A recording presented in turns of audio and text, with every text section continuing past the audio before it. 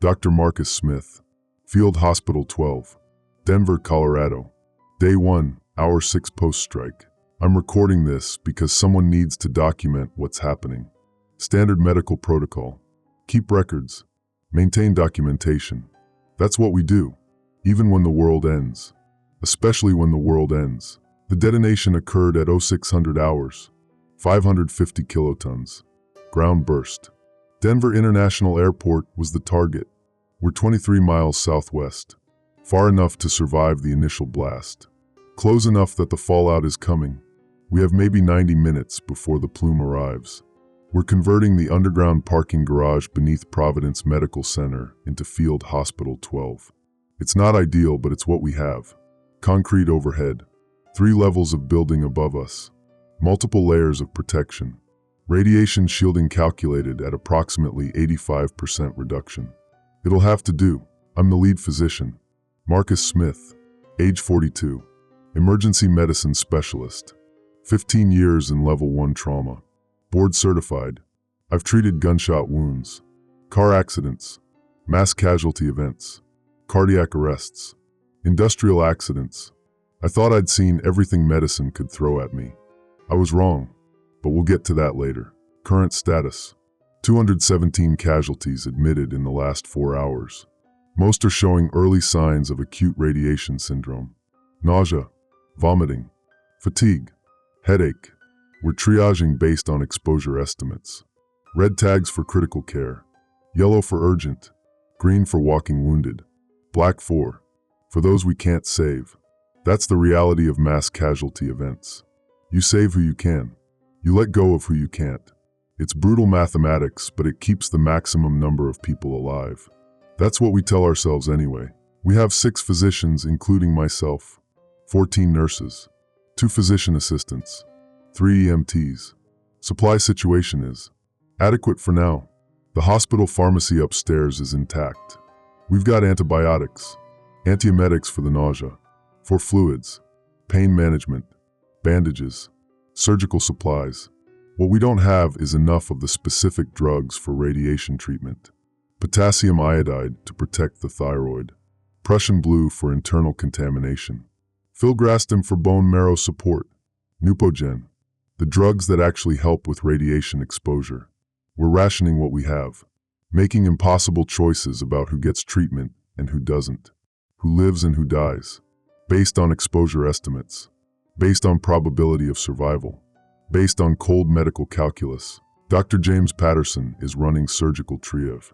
He's 58, silver hair, always calm under pressure. He's been my mentor since I was a resident at Denver General. Best trauma surgeon I've ever worked with. Hands like a concert pianist. Steady, precise, never hesitates.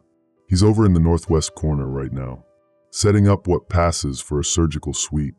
2 folding tables, portable lights, basic equipment, sterilization capabilities limited. We're doing emergency procedures only, stopping bleeds, stabilizing fractures, emergency amputations if necessary. Anything more complex, and the patient probably won't survive anyway. Not with the radiation exposure levels we're seeing. Patterson's a good man, devout Catholic, goes to Mass every Sunday, or went to Mass. I don't know if there are any churches left standing within 50 miles. He keeps a rosary in his pocket.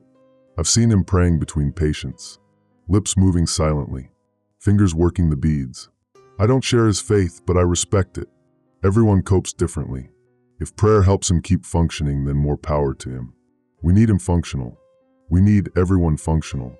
David Rodriguez is my head nurse, 35 years old, built like a linebacker, former Army medic. Did 2 tours in Afghanistan. He's incredibly efficient, calm under pressure, exactly who you want in a crisis situation. He's coordinating supplies right now, making sure each treatment area has what it needs. Inventory management, resource allocation. He's better at logistics than half the administrators I've worked with. I noticed he's got a tattoo on his left forearm. Prison ink, crude, partially covered by a newer professional tattoo. Some kind of medical symbol. A caduceus maybe. Never asked about it. Not my business. He does good work. That's what matters to me.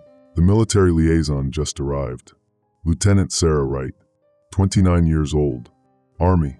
She's coordinating supply drops from Peterson Air Force Base, or what's left of it. She brought 3 pallets of supplies. Medication, 4 bags, lactated ringers solution, saline, radiation detectors, dosimeters, potassium iodide tablets.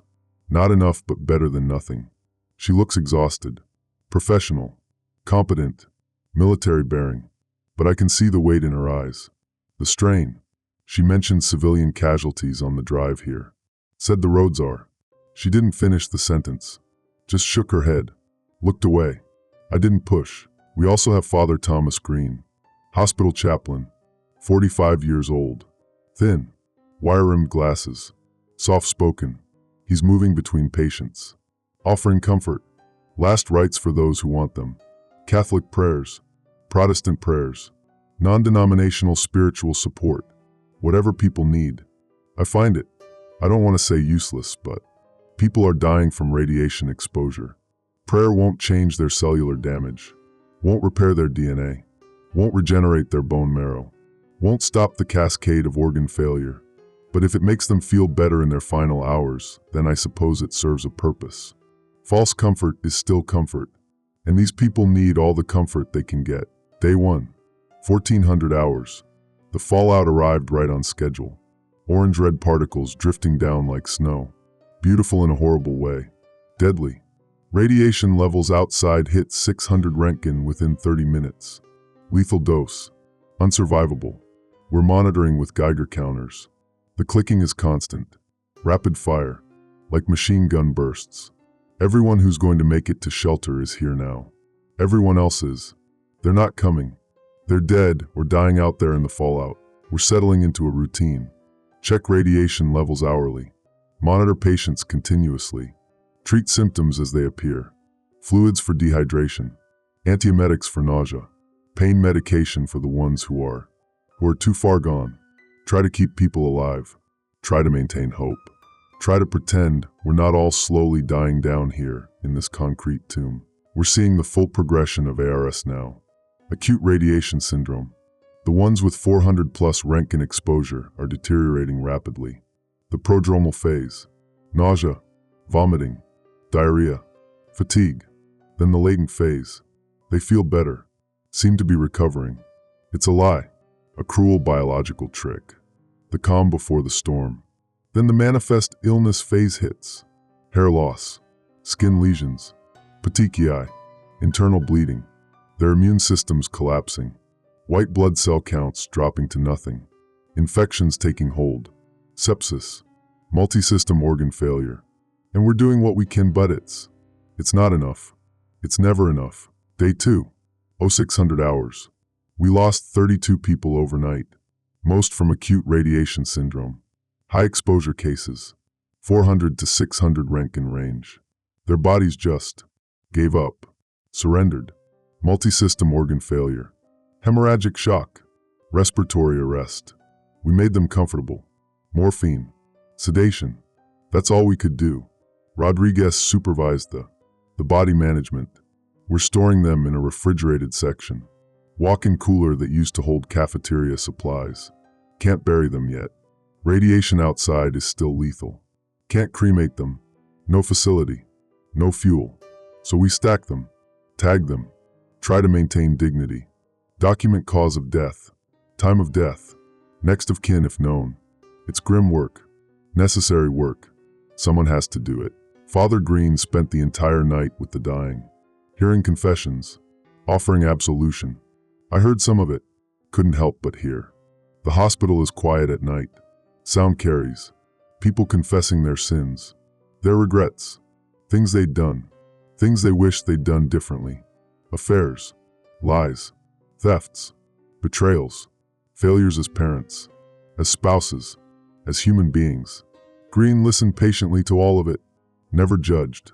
Never condemned. Just whispered prayers. Made the sign of the cross. Offered forgiveness. I respect his dedication even if I think it's pointless isn't the right word. Misguided maybe. These people are dying from radiation exposure. From physics. From Röntgen absorption and cellular decay. Not from moral failure. Not from sin. There's no cosmic judgment here. Just nuclear physics and biology. Cause and effect. Action and consequence. Day 3. 1200 hours. Lieutenant Wright returned with more supplies. Second convoy from Peterson. She looks worse than last time. Hollow-eyed. Dark circles.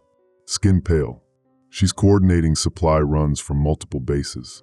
Seeing a lot of casualties. A lot of death. Bodies stacked on roadsides. Vehicles abandoned. Families who didn't make it. I asked if she needed to talk to someone. A counselor. Psychological support. She laughed. Not a happy laugh. Bitter. Said there aren't enough counselors in the world for what she's seen. Said she's fine. She's not fine. None of us are fine. But we pretend because that's what you do. You pretend you're holding it together until you actually fall apart. Then she asked me, Doc, do you think we deserve this? As a species, as humanity, did we deserve nuclear war? I told her no one deserves this. No one deserves to die from radiation poisoning. No one deserves to watch their children die. Their parents, their loved ones. She nodded, but I don't think she believed me. I don't know if I believe me. Maybe we did deserve this. Maybe this is exactly what we deserve. Day 4. 0800 hours. Patterson pulled me aside. Between patients. He wanted to talk. About faith. About God. About what all this means. He said, Marcus, I've been thinking. About why this happened. About divine will. About judgment. I told him I don't have time for theology. We have 200 patients. 63 critical. We're losing 3 to 5 people every 6 hours.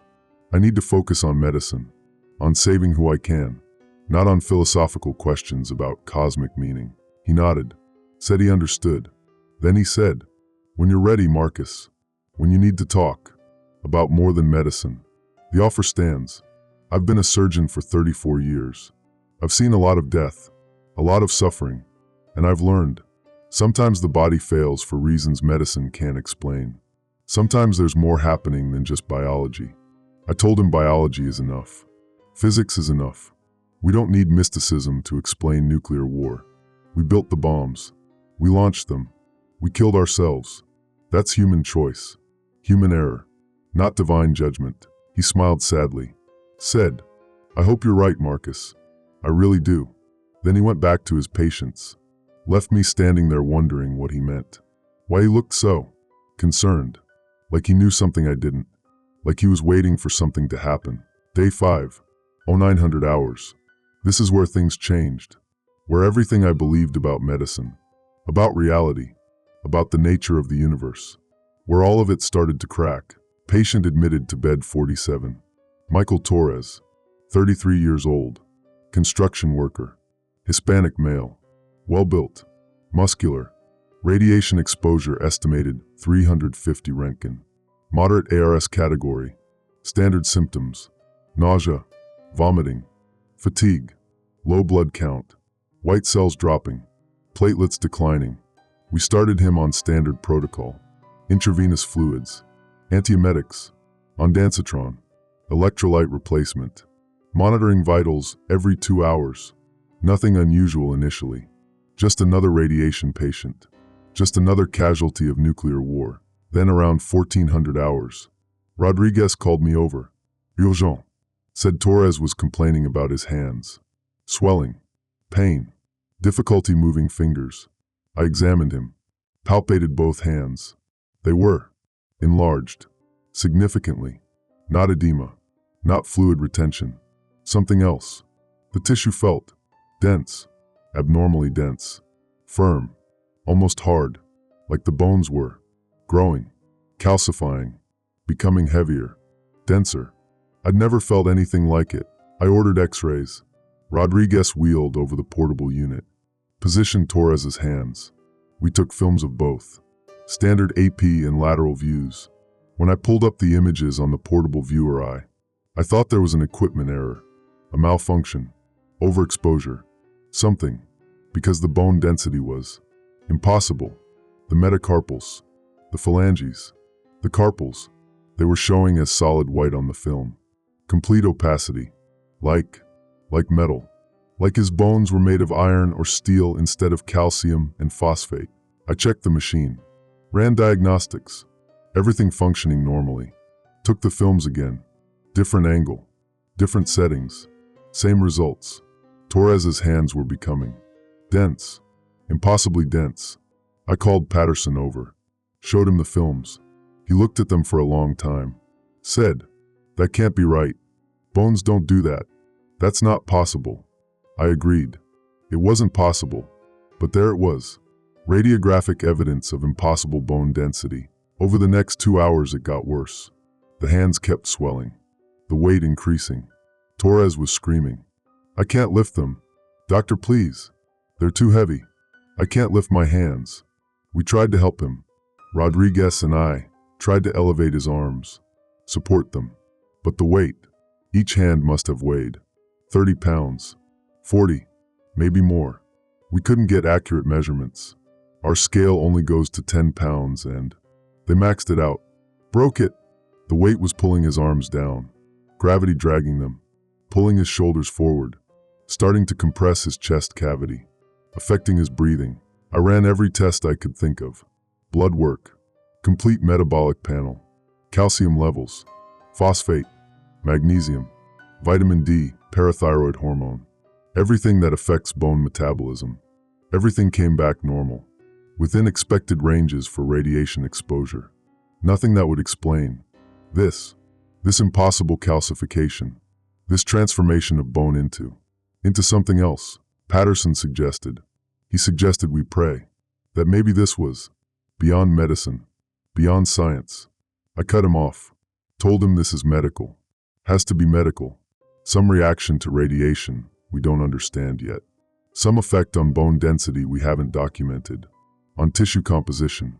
Maybe the radiation is causing some kind of mineralization, of metal deposition. We need to figure out the mechanism, the pathology, the underlying cause. Not pray about it. We need science, not superstition. Torres's wife arrived around 1700 hours. Maria Torres. She'd been at a shelter across town, 20 miles away. Made her way here when she heard he was admitted. Walked most of it, through fallout, through radiation, risking her life to see him. She came into the treatment area, saw him lying there. His hands, massive now, each one the size of a bowling ball. Dark, almost black, metallic sheen, crushing down on the bed. She took one look and she wasn't surprised. That's what struck me. She was terrified but not surprised. Like she'd been expecting something like this. Like she knew. Somehow she knew this was coming. I took her aside, to the corridor, asked what she meant, why she didn't seem shocked. She was shaking, crying, mascara running. She said, "Doctor, you don't understand. Michael, he used those hands, used them as weapons. He beat me for 8 years. Started 6 months after we married. At first he said it was my fault, said I made him angry, made him do it. I believed him. I thought if I was just better, a better wife, better person, then he'd stop. But he never stopped." She pulled up her sleeve, showed me her left arm, old fractures, healed wrong, bone calluses visible under the skin. Said, "He broke this, twice, with his fists, with those hands." Lifted her hair, showed me a scar behind her ear. 14 stitches. He hit me with a beer bottle. Said I looked at another man. Pulled down her collar. More scars. Broke my collarbone. Cracked 3 ribs. Fractured my jaw. Sent me to the ER 6 times over 8 years. And every time I lied. Said I fell. Said it was an accident. Because I was scared. Because he said he'd kill me if I told. Because I thought maybe I deserved it. She looked at Torres through the window, through the glass partition, at his hands, massive now, pulling him down. She said, "He used his hands to hurt me, to hurt our daughter. Hit her too when she got older. When she tried to protect me. Those hands, they were his weapons, his tools of violence. And now look at them. Look what they've become. Too heavy to lift, too heavy to use. Crushing him, killing him, with his own hands. The very things he used to hurt us, they're the things killing him now." I told her, I told her it was a coincidence. Radiation exposure causing unusual calcification. Bizarre symptoms. Nothing more. No connection to his actions, to his sins. Just medical pathology we don't fully understand yet. She looked at me like I was a fool, like I was a child refusing to see the obvious. She said, "You're a doctor. You're supposed to be smart. You're supposed to see things clearly, but you can't see what's right in front of you. This isn't medicine. This is judgment. This is what he deserves, and it's only going to get worse." Then she left, walked out. I tried to stop her, to ask more questions, to understand what she meant. But she was gone. Rodriguez said she left the hospital, went back out into the radiation, into the fallout. He tried to stop her, but she wanted to leave, wanted to get away. I haven't seen her since. Don't know if she's alive. Don't know if she made it back to her shelter. Don't know if she cares. By 2200 hours, Torres's hands weighed approximately 50 pounds each. Maybe more. We couldn't get accurate measurements. Our equipment inadequate. The weight was crushing his chest now, literally, compressing his lungs, his ribs cracking under the pressure. I could hear them, could hear the bones breaking, splintering, his breathing shallow, rapid, gasping, oxygen saturation dropping, 87%, 83, 79. We put him on high-flow oxygen. Didn't help. The weight was too much, too heavy. He was begging us, begging me, "Doctor, please, cut them off, amputate, do something, please. I can't breathe. They're killing me, please." Tears streaming down his face. Panic, terror, pain, all mixed together. Rodriguez looked at me, asked if we should consider amputation. Emergency procedure. Both hands at the wrist. Might save his life. I refused. Told him no. We're not amputating based on what? Unknown etiology? Impossible bone density? Without understanding the underlying mechanism? That's butchery, not medicine. We could kill him in surgery. Shock, blood loss, infection. And for what? We don't even know if removing the hands would stop whatever's happening. Might spread to the arms, to the shoulders, to his whole body. We needed to understand it first. Study it. Find the cause, the pathology, then treat appropriately. That's how medicine works. Evidence-based, scientific. Not hacking off body parts because we're scared. Patterson disagreed. Said sometimes in medicine, sometimes you have to act without perfect information. Sometimes the treatment is radical, extreme, but necessary. I told him this isn't the 19th century. We're not barbers with saws. We're surgeons. We need to understand before we cut. He looked at Torres, at the man drowning in his own crushed chest cavity. Said, "Marcus, sometimes understanding comes too late." Torres died at 0300 hours day 6. Cause of death, asphyxiation, respiratory failure. His chest completely crushed by the weight of his own hands. The very things he'd used as weapons. The very things he'd used to hurt others. They killed him, slowly, painfully, while we watched, unable to stop it, unable to save him. I signed the death certificate. Cause of death, radiation exposure, complications. Because I didn't know what else to write. How do you document something that shouldn't be possible? How do you put on a death certificate? Killed by his own hands, which became impossibly dense and crushed him. You can't. So I wrote complications, medical complications, vague enough to be true, specific enough to be useless. Patterson found me after, in the break room, such as it is, a corner with a coffee maker and some chairs. He asked if I still thought prayer was pointless, if I still thought this was just medicine, just physics.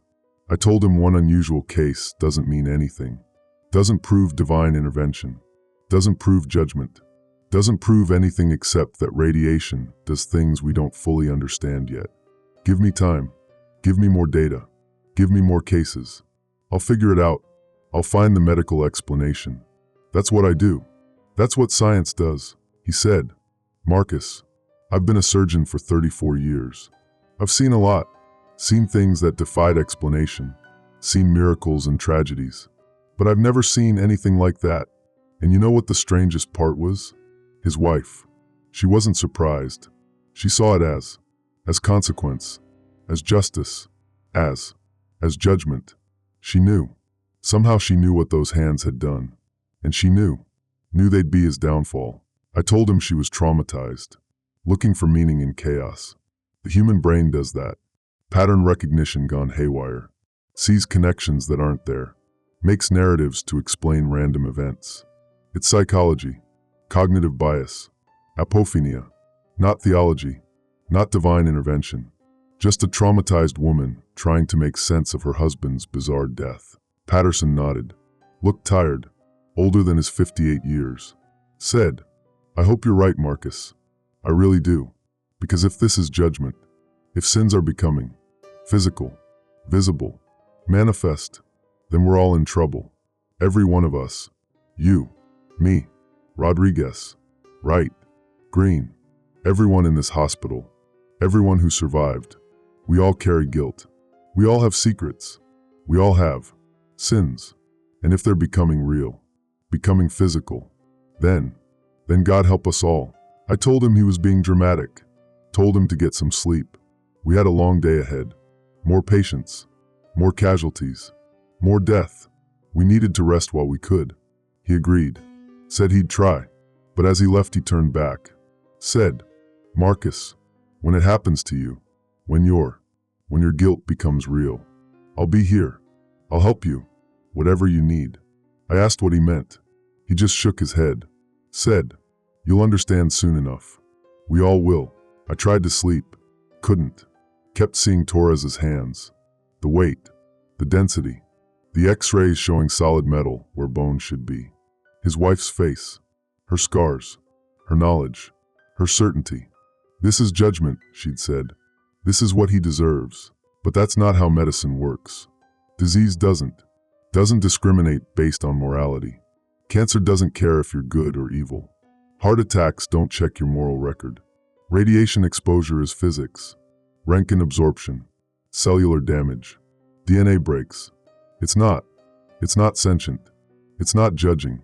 It's just physics, isn't it? Day 6. 0900 hours. New patient. Bed 63. Rebecca Mills. 41 years old. Accountant.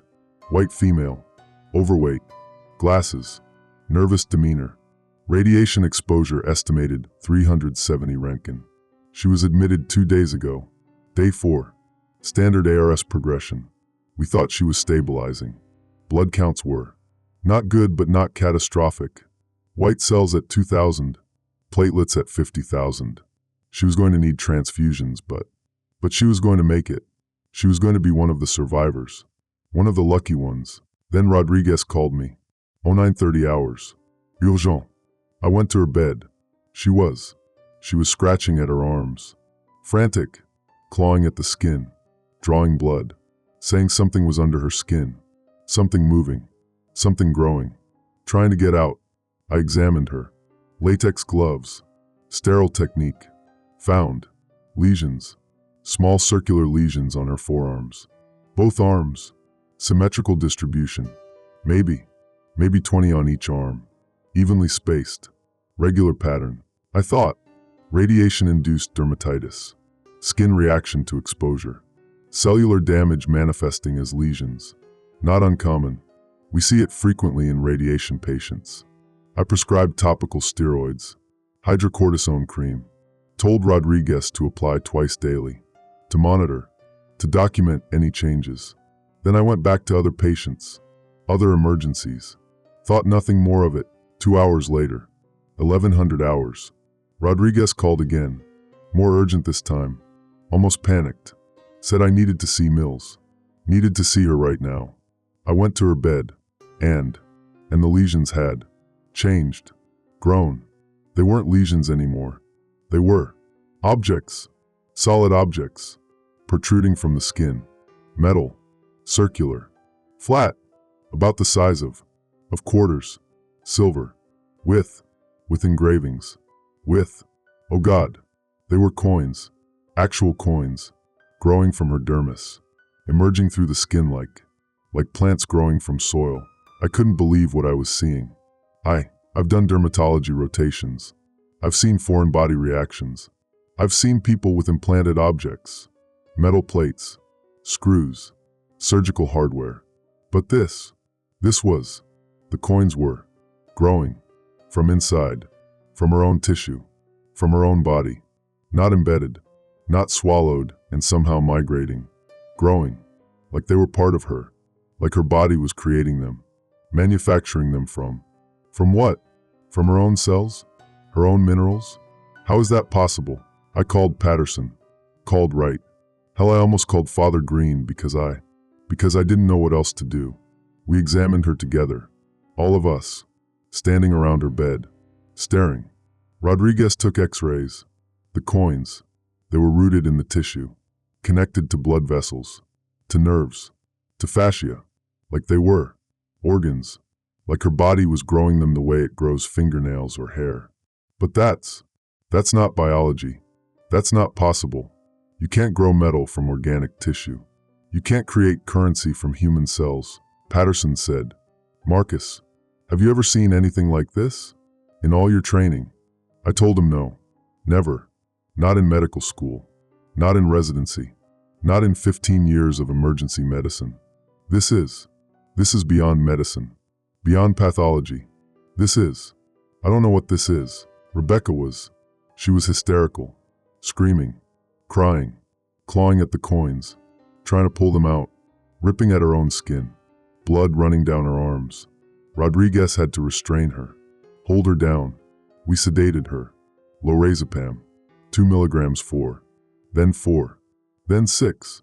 Finally she calmed down enough to stop fighting, to stop screaming. But even sedated, even with her eyes closed, even unconscious, the coins kept growing, more appearing, pushing through the skin, emerging like something being born. When she woke, when the sedation wore off enough for her to be conscious, enough to speak, I gave her paper, pen, asked her to write, to explain, because I needed to know, needed to understand, needed to confirm what I was starting to suspect, starting to fear. She wrote, slowly, painfully, hand trembling, tears streaming down her face, smudging the ink. She wrote, I'm an accountant, retirement fund manager. I handled money for elderly clients, people who trusted me, people who'd saved their whole lives. 30 clients, 30 good people, and I stole from them, embezzled, almost $2 million over 5 years, falsified records, created fake accounts, moved money, took it, bought a house, new cars, vacations, designer clothes, everything I wanted, and nobody knew. I covered it so well. The investigation, the audit, it never touched me. I was going to get away with it, was going to retire on their money, on their life savings. And they lost everything. Retirement gone. Had to go back to work. 80-year-olds taking minimum wage jobs because I stole their futures. She looked at the coins, growing from her arms. Dozens now. Maybe 40 on each arm. Silver, gold, copper, different denominations, quarters, half dollars, silver dollars, all emerging from her flesh. All evidence, all proof, all judgment. She said, I took their money. I took everything they had, everything they worked for. And now it's taking me. It's coming out of me. I can feel more of them. Inside, under my skin, in my chest, in my back, growing, pushing toward the surface, trying to get out. Oh God, there are so many. There are so many coins inside me. All the money I stole. It's becoming real. It's becoming physical. It's tearing me apart from the inside. Patterson he wasn't even surprised. He just crossed himself, started praying quietly. Latin. I don't speak Latin, but I recognized the cadence, the rhythm, prayers for the dying, last rites. I wanted to argue, wanted to insist this was medical, had to be medical, but I couldn't explain it, couldn't rationalize it, couldn't make it fit any medical model I knew. Coins don't grow from human tissue. That's not biology. That's not pathology. That's something else. By evening, 1800 hours, there were maybe 60 coins protruding from her arms. More forming. You could see them under the skin, moving, migrating toward the surface like salmon swimming upstream, like they had purpose, direction, intent. Her skin was tearing, ripping, every time a new coin emerged, blood loss becoming significant. We tried to stop the bleeding, pressure dressings, hemostatic agents, but there were too many emergence points, too much trauma. Her skin was becoming like a piggy bank, like a living coin purse, and she was bleeding out, slowly, continuously, from dozens of small wounds that couldn't heal because more coins kept coming. I tried to remove one. Surgical excision, local anesthetic, lidocaine, standard procedure. I made the incision, careful, precise, tried to extract the coin, to separate it from the surrounding tissue. But when I tried to remove it, the bleeding, it was arterial, pulsing. The coin was vascularized, had blood supply, major blood supply, like an organ, like a finger or a toe. Removing it would have. She would have bled out, exsanguinated in minutes. I had to leave it, had to close, had to accept I couldn't treat this, couldn't fix this, couldn't save her. Rodriguez asked, "Document. What? What is this? What's happening to her?" I told him I don't know. I don't know, and that's the most terrifying thing I've ever had to admit. I'm a doctor. I'm supposed to know, supposed to understand, supposed to be able to diagnose and treat. But this is beyond my knowledge, beyond my training, beyond medicine itself. Day 7, 0600 hours. Third case. Bed 79. Thomas Park, 28 years old. Software engineer. Asian male. Thin. Glasses. Quiet. Admitted day 3. Radiation exposure estimated 360 Röntgen. He was responding to treatment. Blood counts stabilizing. Nausea subsiding. We thought he'd make it. Thought he was one of the success stories. Then this morning, his legs. Rodriguez noticed it first. During morning rounds. Park couldn't walk properly. Couldn't get out of bed. Said his legs felt stiff, rigid, wrong. Like they were fusing together, becoming one. I examined him. Palpated both legs. The tissue. The bones. The tibia and fibula. Both legs. They were merging. I could feel it under the skin. The two separate bones. Becoming one. The joints. Ankles. Knees. They were seizing. Locking. The cartilage dissolving. The bones fusing. The muscle tissue reorganizing. Reattaching. Creating new structure. New anatomy. Anatomy that shouldn't exist. Over the next 6 hours we watched his legs fuse together, hour by hour, the skin smoothing, becoming seamless, the bones forming a cylindrical structure, solid, rigid, curved, like a wheel, like his pelvis was becoming an axle and his legs were becoming a wheel, a living wheel made of bone and flesh and something else, something that wasn't human anymore. Park was screaming, begging us to stop it, cut it off, amputate, please, do something. I can't feel my legs separately anymore. They're one thing and it's not me, it's not human. But what could we do? You can't amputate both legs at the hip, not without massive transfusion support, not without extensive surgical capability, not in a field hospital with limited resources. He'd die in surgery, or bleed out after. We couldn't save him, couldn't stop it, could only watch and document. Patterson talked to him, sat beside his bed, asked about his life, about his past, about his sins. That's the word Patterson used. Sins. Like we were in medieval times. Like we were talking about confession and penance instead of medical pathology. But Park answered, maybe because he knew he was dying, knew there was no point in secrets anymore. He confessed, hit and run driver. 2 years ago, he'd been drinking, bar in Capitol Hill, had 4 maybe 5 beers. Thought he was fine to drive. Thought he could make it home. It was only 3 miles. He'd driven drunk before. Never had problems. But that night a child was crossing the street. 7 years old. Boy named Daniel Martinez. Crossing with the light. In the crosswalk. Doing everything right. And Park was going through red light. 40 miles per hour in a residential zone.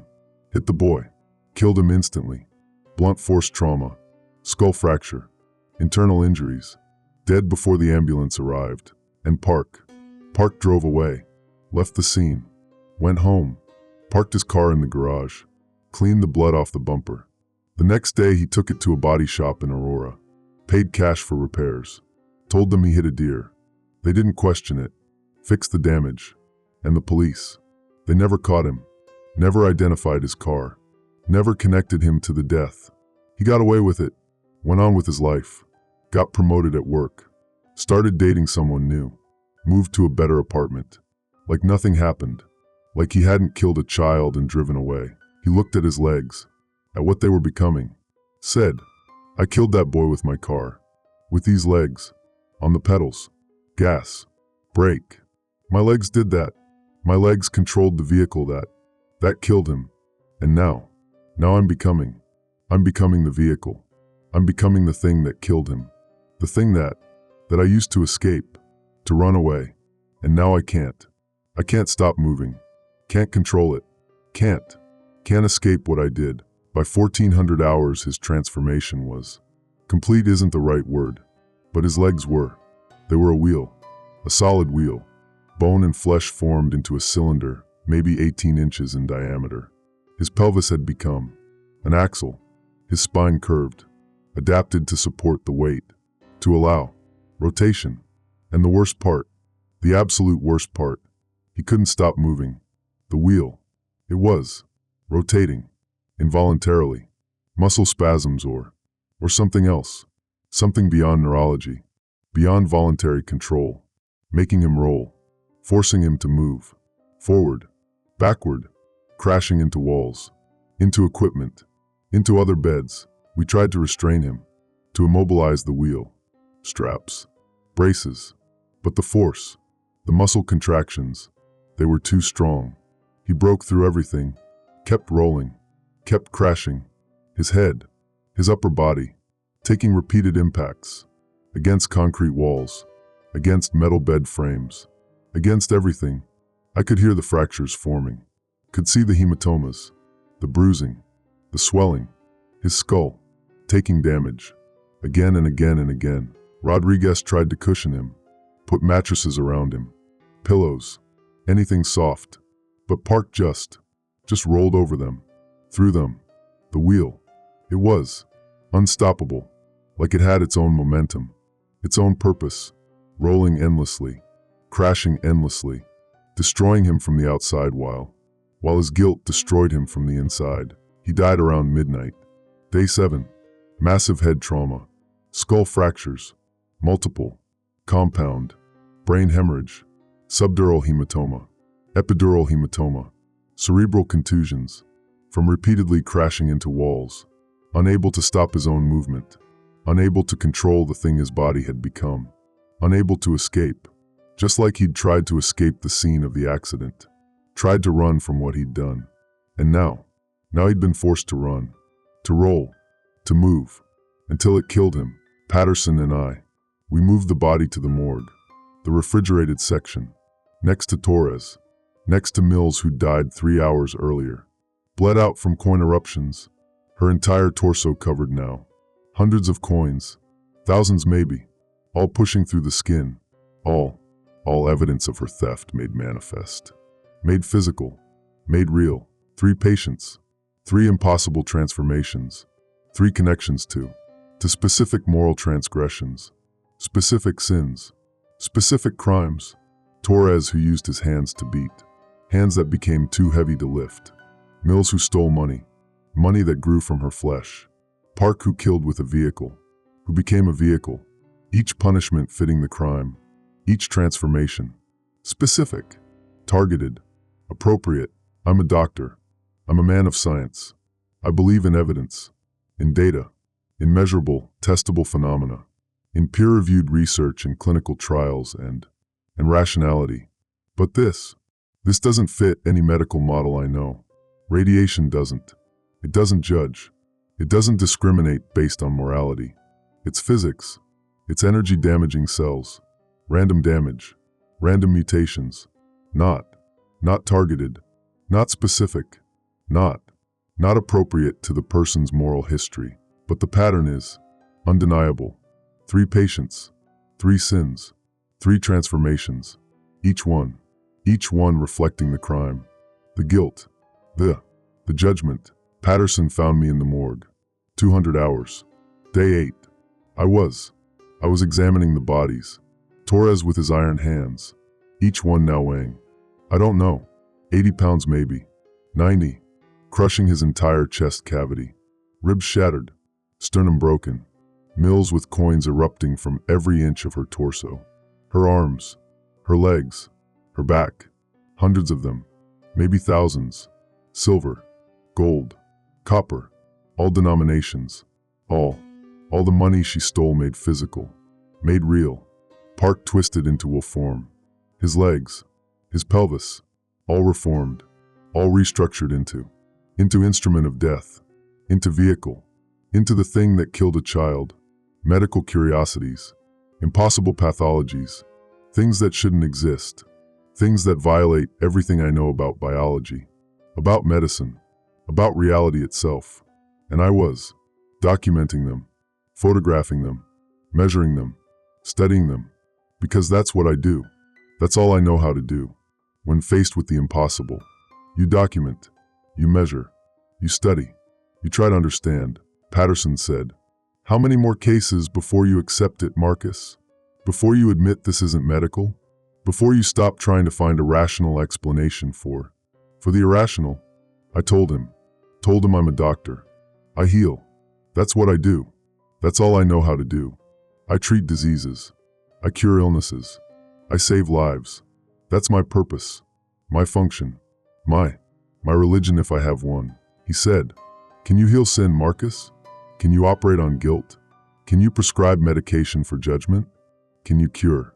Can you cure someone's moral transgressions with surgery and antibiotics?" I didn't answer. Couldn't answer. Because the answer is no. I can't heal this. Can't treat this. Can't even understand this. My entire education. 4 years of medical school. 3 years of residency. 15 years of practice. All of it. Worthless. Useless. Because this isn't disease. This isn't pathology. This is something else. Something beyond medicine. Beyond science. Beyond everything I believe in. Patterson put his hand on my shoulder.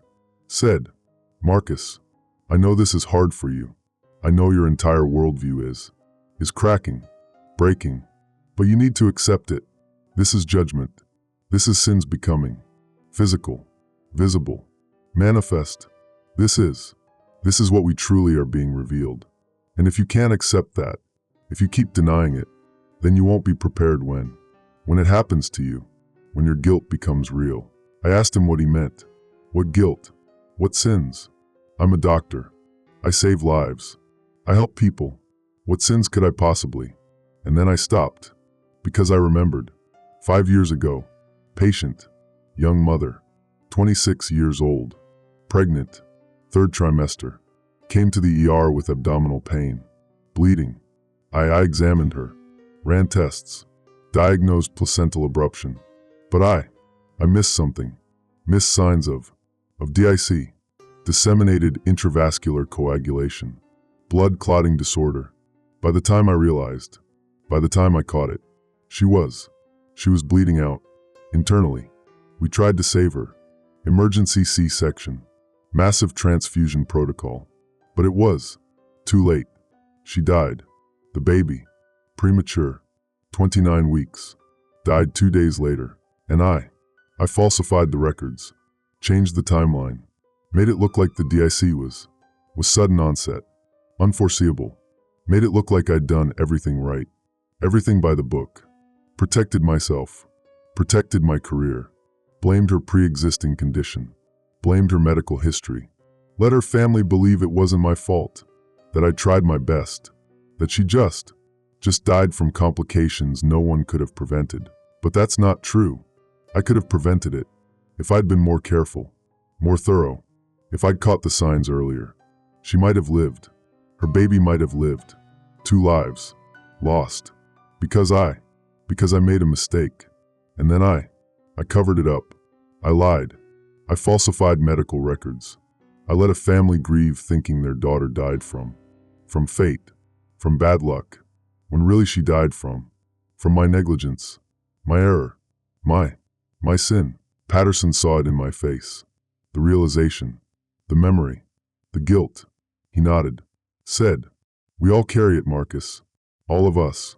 Guilt, sin, secrets, things we've done, things we regret, things we can't undo. And now they're becoming real. The radiation, it didn't cause this. It revealed it, made visible what was always there, always real, always physical. We just couldn't see it before." 3 more cases came in by 0400 hours, all showing early signs, all admitted with standard ARS, all exposed to 350 to 400 Röntgen. That seems to be the threshold, the range. Below that, normal radiation sickness. Above that, death from acute exposure. But in that narrow band, that specific exposure range, between 350 and 400 Röntgen, something else happens, something that makes sins visible, physical, undeniable, something that turns guilt into flesh, into transformation, into judgment. Carlos Mendez, 19 years old, Hispanic male, thin, nervous. His body temperature is rising.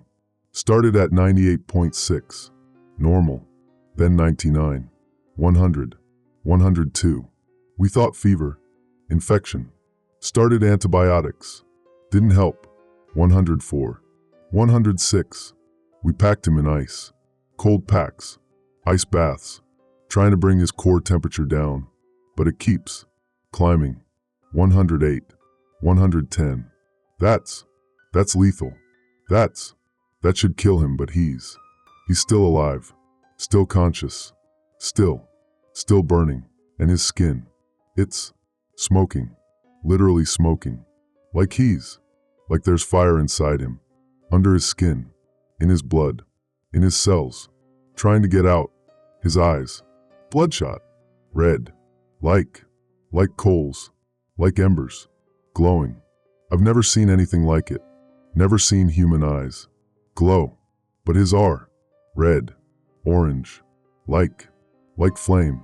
Rodriguez talked to him, asked what he'd done, what he was guilty of, because now we know the pattern, know the connection, know that these transformations aren't random, aren't medical.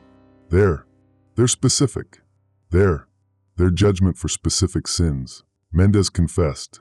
Arsonist. Last year, burned down an apartment building, 4-story residential, low-income housing. He did it for money, insurance fraud. Building owner paid him $5,000 to torch it, make it look like accident. Electrical fire. Mendez used gasoline, accelerant, started the fire in the basement. It spread, fast, too fast. The building was older, wood construction, went up like kindling. 5 people died in that fire, trapped on upper floors, couldn't get out, smoke inhalation, burns, died screaming. And Mendez took his $5,000, skipped town, came to Denver, started over, new name, new life, like it never happened. He looked at his hands, starting to blacken, char, like they're burning from the inside. Said, "I use fire as a weapon, used it to kill, for money, for $5,000 I killed 5 people. And now I'm becoming fire. I can feel it, inside, burning, growing, spreading.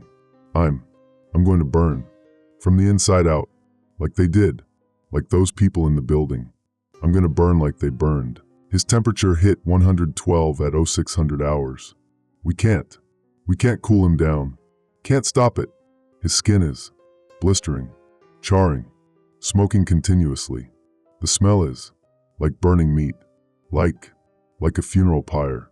And he's still alive, still conscious, still burning, still suffering. Jennifer Walsh, 52 years old, attorney, white female, professional, well-dressed even in hospital gown. Her tongue, it's splitting. I noticed it during examination. Down the center, bifurcating, like a snake's tongue. And not just splitting.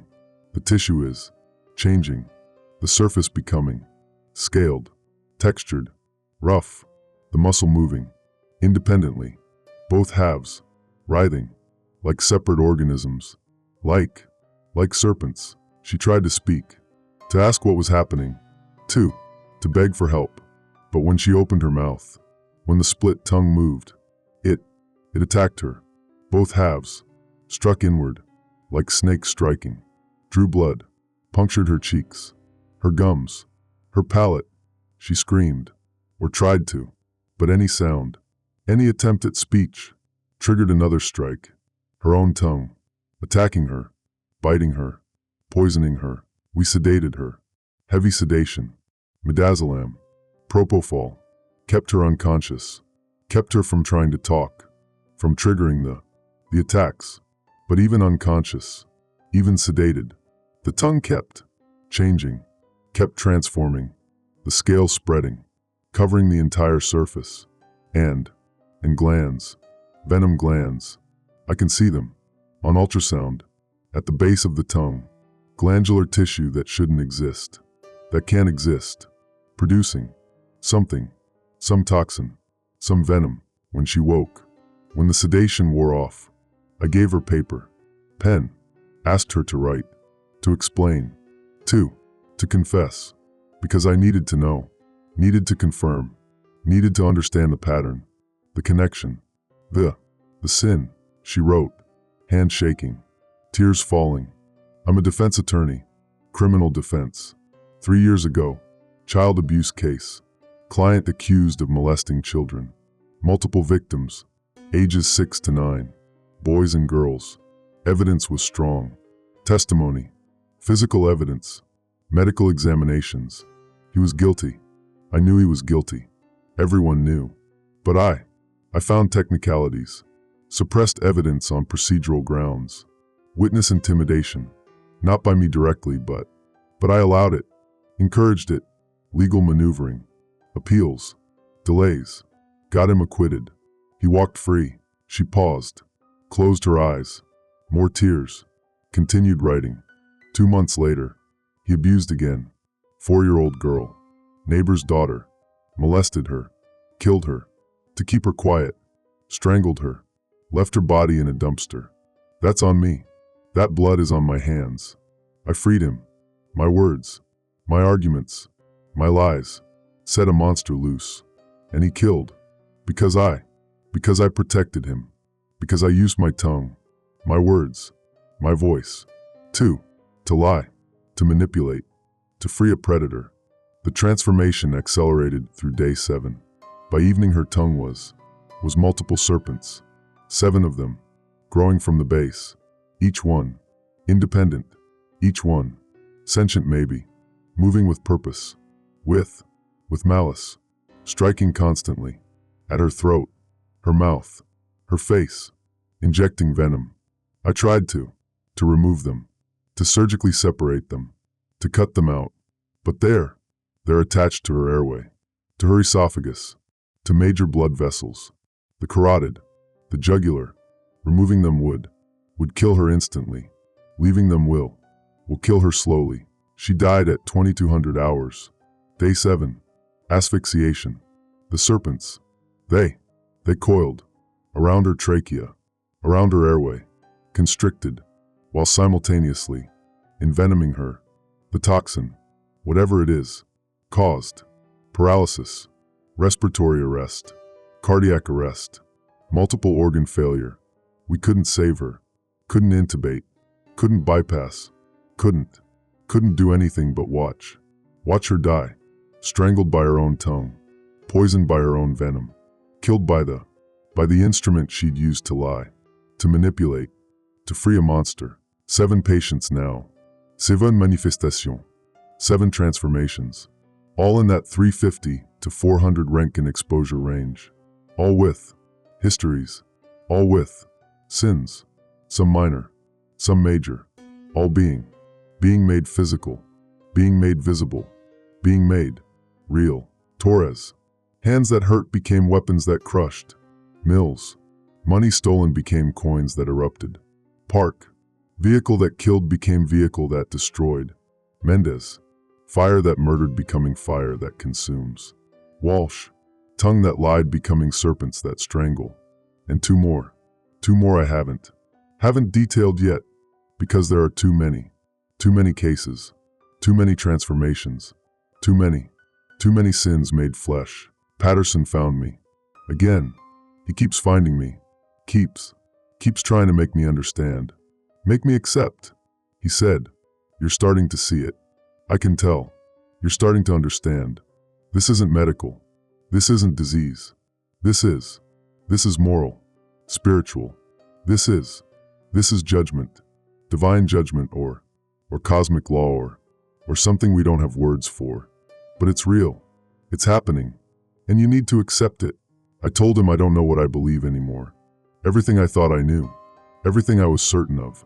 It's crumbling, breaking, falling apart. I'm a doctor, a scientist. I believed in rationality, evidence, measurable phenomena.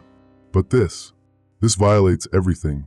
This suggests there's a moral dimension to reality. That sins are real, physical. That guilt has weight, has substance, has consequences beyond law, beyond society, beyond human judgment. He nodded, said, "Yes, that's exactly what this is. This is truth, uncomfortable truth, terrifying truth, but truth nonetheless. Sins are real, have always been real. We just couldn't see them before. The radiation, whatever it did to us, to those of us exposed in that specific range, it opened our eyes, made us able to see, to witness, to experience the physical reality of sin. I looked around the hospital, at the bodies in the morgue, at the patients transforming, at Rodriguez nervously watching his hands, at Lieutenant Wright pale and haunted, at Father Green praying constantly, moving from bed to bed, offering comfort, offering absolution that doesn't seem to help, doesn't seem to stop the transformations, the judgments. I asked Patterson, if this is judgment, if sins are real, physical, then what about us? You, me, Rodriguez, Wright, Green. We're all exposed. We're all in the threshold range, 350 to 400 Roentgen. So when do our sins manifest? When do we transform? He smiled, sad smile, tired smile, said, "Soon, Marcus. I think very soon. We all carry guilt. We all have secrets. We all have sins, mistakes, crimes, things we regret, things we can't undo. And now they're coming to light, whether we want them to or not. The radiation, it made us honest, made us transparent, made our sins visible." He looked at his hands, turned them over, examined his palms, said, "I've been a surgeon for 34 years. I've saved thousands of lives, but I've also made choices, triage decisions. Who lives? Who dies? Who gets treatment? Who doesn't? I've played God in the operating room, decided who deserves to live, who doesn't, based on my judgment, my assessment, my wisdom, which is fallible, human, wrong sometimes, and those decisions, those people I let die, those people I didn't try to save, they haunt me, their faces, their names, all of them, and now I'm starting to feel it, in my hands, In my bones. Something. Growing. Changing. Coming. I looked at him. Really looked at him. Saw the fear in his eyes. The acceptance. The resignation. He knows. He knows what's coming. Knows his sins are manifesting. Knows he's going to transform. To become. Whatever punishment fits his crimes. Rodriguez pulled me aside. Late. After midnight. Day 8. Everyone else asleep or dying. Or transforming. He looked terrified. More scared than I've ever seen him. More scared than during the blast. During the fallout. During any of the horrors we've witnessed. He said, "Document. I need to tell you something. Before it's too late. Before I become whatever I'm going to become." I told him he's fine. He'll be fine. His exposure was minimal. Below threshold. He's not going to manifest. But even as I said it, I didn't believe it. Didn't believe my own words. Because I'd checked his dosimeter. Checked his exposure. 380 Renkin. Right in the judgment range. He shook his head. Said, "You don't understand. It's not about exposure. Not really. It's about what you've done. What you are. Who you really are. Under the mask. Under the pretense. And I'm not who you think I am. I'm not good. Not reformed. Not clean." He held up his hands. They were trembling, shaking, and the fingers. They looked longer, thinner, sharper, like they were elongating, changing, becoming something else. He said, "I told you I was in the army. That's true. But before that I was in a gang. East LA, 18th Street, age 16 to 21. We did everything. Drugs, robbery, extortion, violence. And one night when I was 19, high on meth, angry, stupid, there was a rival, MS-13 member, in our territory, our turf, and I shot him, point blank, with a 9mm, 3 times, chest, head, watched him die, watched the life leave his eyes. He was 17 years old, just a kid, just like me. Name was Miguel Reyes, and I killed him for being on the wrong street, for wearing the wrong colors. His hands were definitely changing now, the fingers extending, the bones sharpening, the tips becoming points, blades, like knives, like the fingers themselves were weapons, were becoming the instrument of death, the thing he'd used to kill. He looked at them, at his transforming hands, said, "I ran after the shooting, changed my name, joined the army, became a medic, spent 10 years trying to atone, to make up for it, to save more lives than I took, helped hundreds of people, maybe thousands, in Afghanistan, in field hospitals, in ERs, trying to balance the scales, trying to earn redemption. But it doesn't work that way, does it? You can't erase murder, can't undo death, can't make up for taking a life, no matter how many you save after." I examined his hands, couldn't deny what I was seeing, the fingers, elongating, sharpening, the bone structure, changing, the flesh, hardening, becoming, metallic, like steel, like blades, like knives, the very weapon he'd used, the gun, the instrument of death, being recreated from his own body, from his own hands. I told him he's changed. He's good now. He's saved lives, helped people. That has to count for something. That has to matter.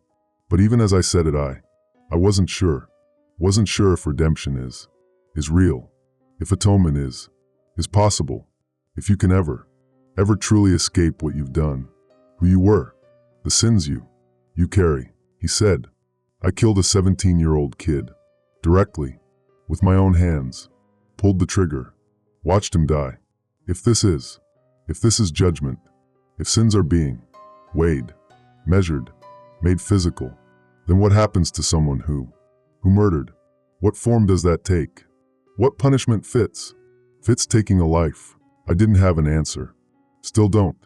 Because if this is what Patterson thinks it is, what I'm starting to believe it is, if sins are becoming manifest, becoming physical, becoming real, then we're all, everyone in this hospital, everyone who survived with exposure in the judgment range, we're all carrying our sins, our secrets, our guilt, and the radiation. It didn't create this. It didn't cause it. It revealed it, made visible what was always there, always real, always judging us.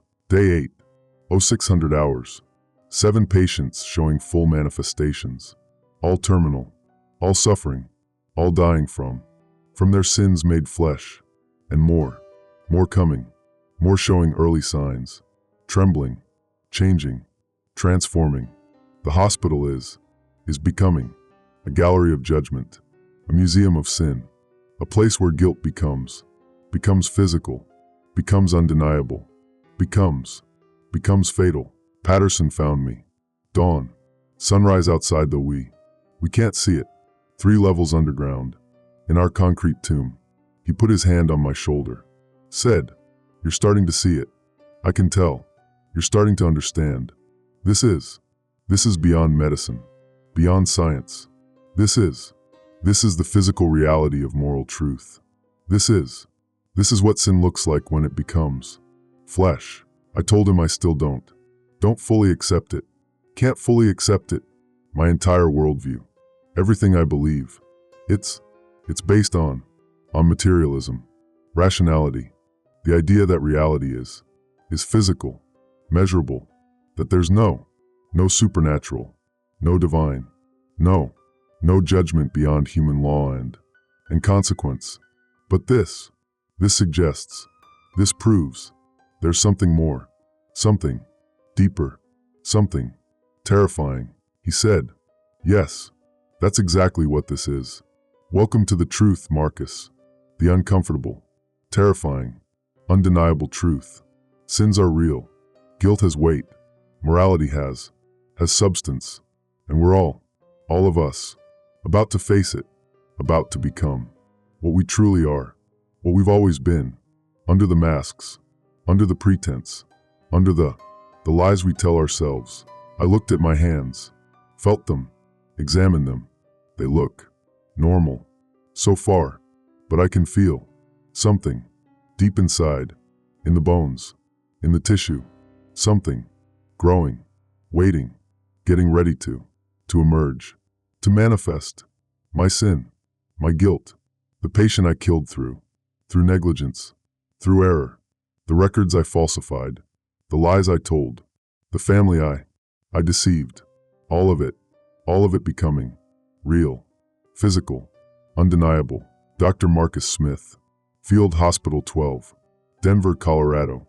Day 8, 7 manifestation cases, all terminal, all dying from sins made flesh, pattern undeniable, medical explanation, non-existent, alternative explanation, judgment, sin made physical, radiation revealing moral truth, making visible what was always there. And I'm next. I can feel it, in my hands, in my bones, in my guilt, my sin, coming to the surface, coming to light, coming for me, the scalpel I used in error, the records I falsified, the lies I told, all of it about to become physical, about to become judgment. Patterson said, when it happens, when you transform, when your guilt becomes real, I'll be here. I'll help you, whatever you need. We're all of us going through this, together, alone together, suffering together, facing judgment, together. I nodded, couldn't speak, throat too tight, eyes burning, not crying. Doctors don't cry, but close, very close, because I know what's coming. Know my hands are going to change, to become Scalpels, surgical instruments, the tools I used to lie, to cover up, to kill through negligence. They're going to become part of me, growing from me. Weapons that I can't hide from, can't escape, can't deny. This is just the beginning. The sins, they're all coming to light, all becoming flesh, all being judged, and none of us are innocent.